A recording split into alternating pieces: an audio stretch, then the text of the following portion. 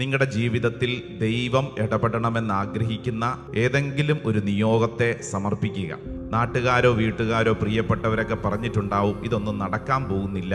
എന്നാൽ ഇപ്പോൾ ഈ ശുശ്രൂഷയിൽ പങ്കെടുക്കുന്ന എൻ്റെ പ്രിയപ്പെട്ടവരെ, വലത് കരത്തിൽ നിന്റെ നിയോഗം അതിങ്ങനെ ഉയർത്തിപ്പിടിക്കുന്നു. പരിശുദ്ധ അമ്മയോട് ചേർന്ന് ഈ നിയോഗത്തെ ഒരു പ്രാർത്ഥനയാക്കി അത് സമർപ്പിക്കുക. നിങ്ങളായിരിക്കുന്നിടങ്ങളിൽ നിങ്ങളുടെ നിയോഗത്തെ സർവശക്തനായ ദൈവത്തിന്റെ കയ്യിലേക്ക് സമർപ്പിച്ചൊന്ന് പ്രാർത്ഥിക്കുക. പരിശുദ്ധ അമ്മയോട് ചേർന്ന് നമുക്ക് ഈ നിമിഷം പരിശുദ്ധ അമ്മയുടെ സ്തോത്രഗീതം നമ്മൾ ചൊല്ലി പ്രാർത്ഥിക്കുകയാണ്.